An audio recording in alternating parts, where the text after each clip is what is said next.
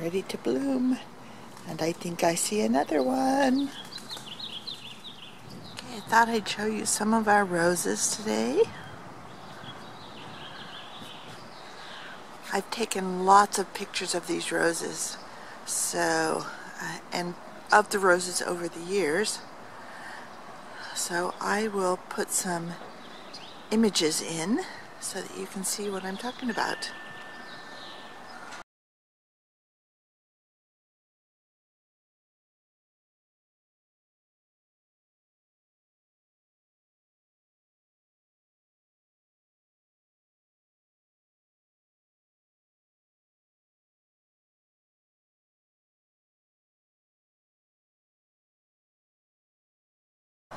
The lilies are blooming.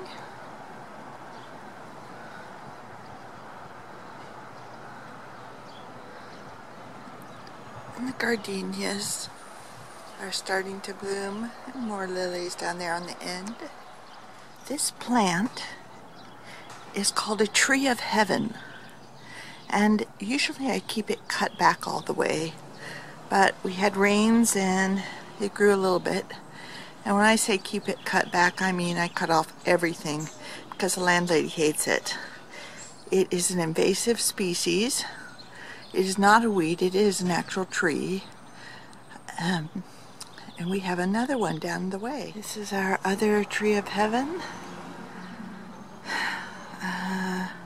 Usually it's not this big because I cut it back.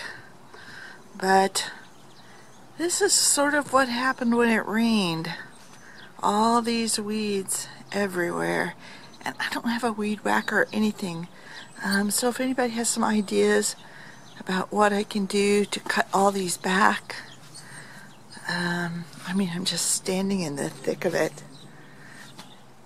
It's not too bad down that way. But here, let me back up a little bit. Now you can see down that way. It's just solid weeds.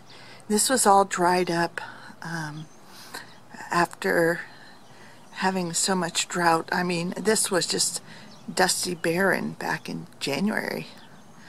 And then came the rains. So if you have any ideas about how I can easily cut all this stuff down, please let me know. This is a camellia bush, or tree, whatever you want to call it. It was so burnt by the sun when we had that day that was 115. I mean, just burnt to a crisp. So I cut it way back until it looked like it was just a skeleton. And now look at it. It's looking pretty. No blossoms this year, maybe next year. This is a sago palm. Technically, it's not a true palm. It's a conifer. And after you plant them, it takes about 15 years for them to mature before you know if they're male or female. Now this one happens to be, I think, a female. But it's in the early stages. It gets this like cabbage-like thing. But that might be a male. It's hard to tell at this point. The males get a big pine cone looking thing. Now this sago I know is a male because I cut off a couple of pine cones this last year. I gave all the sagos a haircut on the property. And that's how they look when they have a haircut. Everything just kind of stands up like that. Now this sago palm is a female. You can see it's got that big cabbage-like thing in the middle, but I kind of think this one is dying. It just did not survive that day when it was 115. But underneath, there's new little babies. This one just sprouted a whole bunch of new fronds. These are rafa palms. And these right here are pretty short, between 2 and 4 feet tall. But we walk back here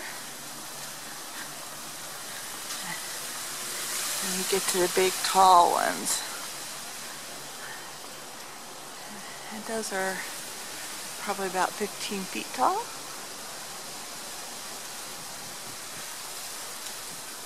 I did a major culling of them this year to get rid of them because they just propagate like crazy. So, and there's Watson just sleeping in the dirt. Right, Watson? Am I talking about you? Yeah, you're a good boy. You're a good boy.